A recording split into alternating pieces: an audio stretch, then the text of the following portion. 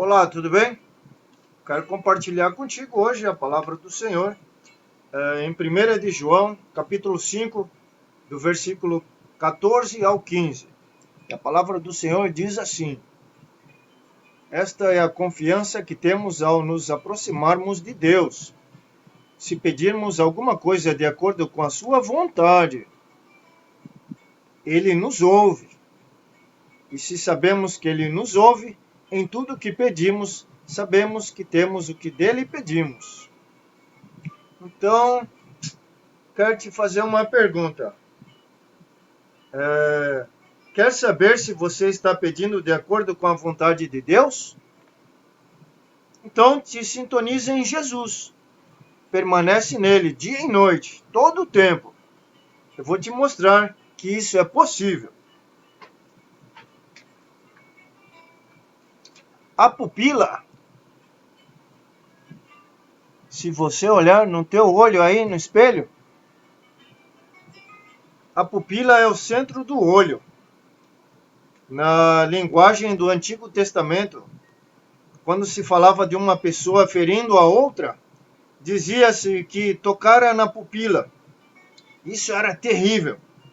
Naquela época não existiam lentes bifocais, lentes de contato, nem oftalmologista, ou seja, um médico para o olho. Quando alguém feria um olho, era o fim dele, e da pessoa também. Porque imagina um soldado só com um olho indo para a guerra. É por isso que todos protegiam os olhos com o máximo cuidado. Falando em pupila, o rei Davi era como a pupila para Deus, porque apesar dele ser cheio de defeitos, assim como tu e eu, Davi estava a maior parte do tempo em sintonia com Deus. Ele era um homem segundo o coração de Deus. E por causa disso, sua vida foi revestida de tanta grandiosidade. Em 1 de Samuel, Deus diz ao profeta que procuraria um homem segundo o seu coração para ocupar o lugar de Saul no trono. Deus está sempre à procura de pessoas que digam a ele: Senhor, quero que meu coração esteja em sintonia com teu coração. Isso não tem nada a ver com nossa aparência, se somos gordo ou magro, preto ou branco, homem ou mulher, jovem ou velho. Deus está olhando para nós e dizendo: será que posso usar essa pessoa? Será que posso usá-la para minha glória? Poderei operar através dela? Poderei dar-lhe mais oportunidades de testemunhar do Evangelho? De ganhar almas para meu filho? De edificar meu corpo? Será que ela tem um coração segundo o meu coração? Se tiver, abrirei muitas portas para ela e a usarei mais e mais a cada dia. Deus estendeu diante daquele jovem, Davi, uma maravilhosa gama de oportunidades.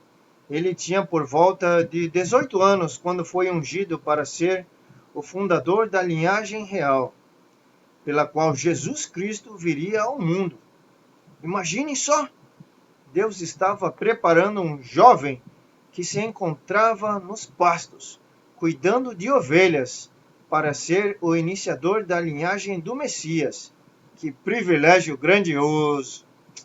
Muitos adultos hoje em dia olham para os jovens e adolescentes e dizem: são malucos. E talvez sejam mesmo, mas existe muita coisa de valor no interior dos jovens, um belo potencial. Não há dúvida de que existe também um lado negativo, como aliás há em todos nós. Mas é Deus quem deve cuidar disso. Mas acredito que Davi deve ter recebido este mesmo tipo de tratamento quando jovem. Era o mais novo dos 8 irmãos. E como todas as pessoas normais, eles o depreciavam um pouco. No dia em que Samuel foi à casa deles, por exemplo, nem se preocuparam em chamar Davi para a reunião com ele. Davi, o baixotinho aí, é um garoto ainda.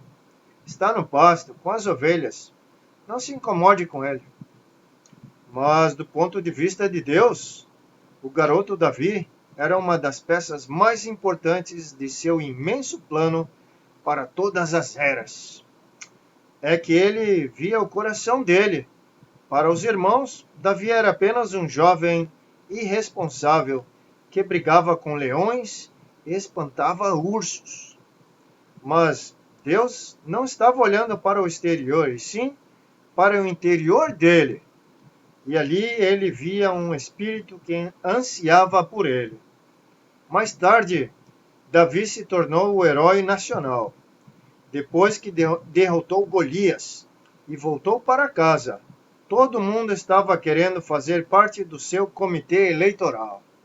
Se fosse hoje, veríamos camisetas, jaquetas, adesivos para carro e outros objetos impressos com o rosto de Davi, sendo vendidos aos milhões, a ponto de as lojas esgotarem o estoque rapidamente. Todas as mulheres e meninas de Israel cantavam músicas exaltando o seu feito.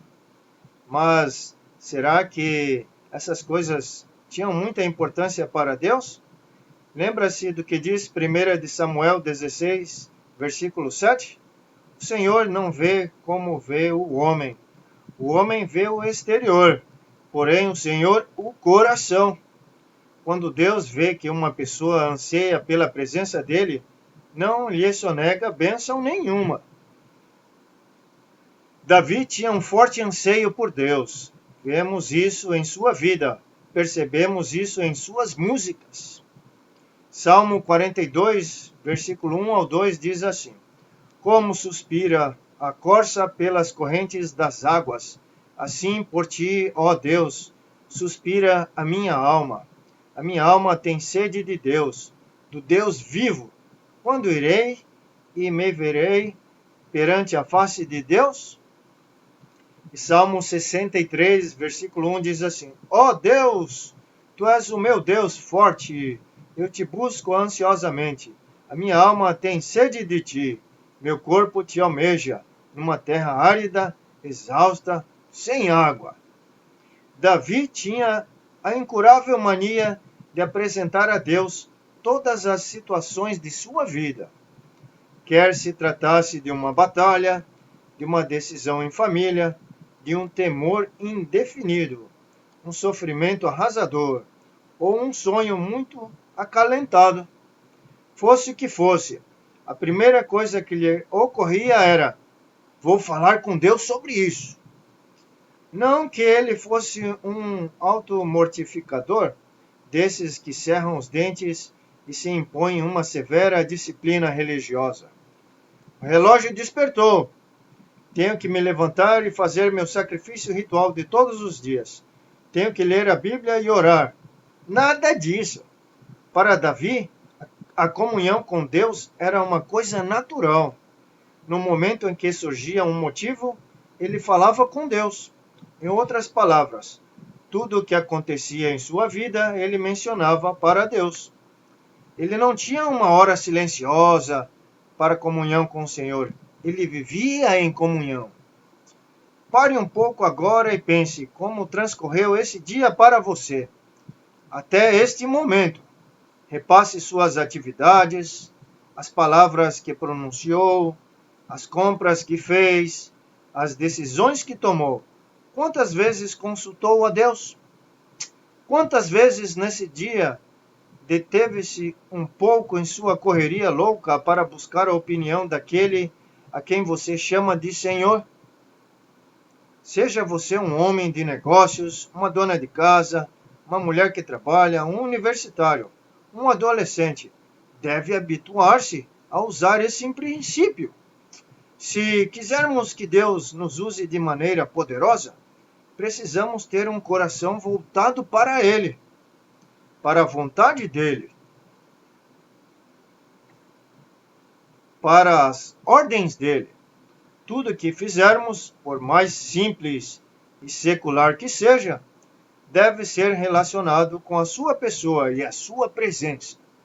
Aí então receberemos a sua bênção. No que diz respeito à escolha de um cônjuge, confie na providência de Deus. Volte seu coração para Deus, para a pessoa que Ele escolher e para a época que Ele determinar. Deixe que Ele lhe apresente o homem ou a mulher certa, na hora certa, mas não adote aquela prática de escolher alguém e orar sem seriedade. Senhor, abençoe o fulano de tal, eu amo, ele tem olhos lindos, é bonito e saudável. E aí fica orando. É uma oração com resposta pronta. Você já tomou a decisão antes mesmo de buscar a Deus, quando deveria fazer o contrário. Está brincando com Deus. Pode ter muitos problemas depois, problemas sérios. Na questão financeira, também deixe tudo nas mãos de Deus. Ao mudar de uma cidade para outra, fale com Deus.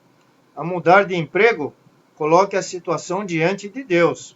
Ao planejar as férias, consulte a Deus. Mas talvez alguém diga: se eu começar a colocar Deus em tudo, vou virar fanático.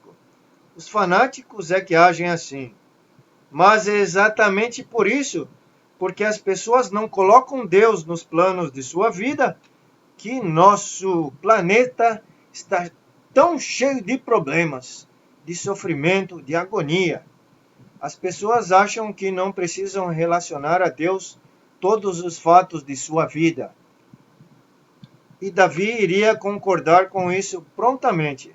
Nas poucas vezes em que deixou de consultar a Deus sobre questões da vida, quase destruiu sua vida e sua família. Aqueles poucos momentos de egoísmo desencadearam uma reação em cadeia, que trouxe dores e sofrimento a Davi pelo resto da vida. Essa era a mensagem que eu queria compartilhar contigo hoje. Espero que você escute a mensagem, assista ao que eu te falei e tenta assistir mais de uma vez para te entender qual é o plano do Senhor para a tua vida e como tu deve permanecer nele todo o tempo, assim como Davi. Pois é, espero que você esteja lendo a Bíblia, espero que você esteja meditando a palavra, as instruções do Senhor, espero que você esteja abaixo da autoridade de Deus, abaixo da sua proteção. Permanece em Jesus, você dará muitos frutos. Fica com Deus e até a próxima.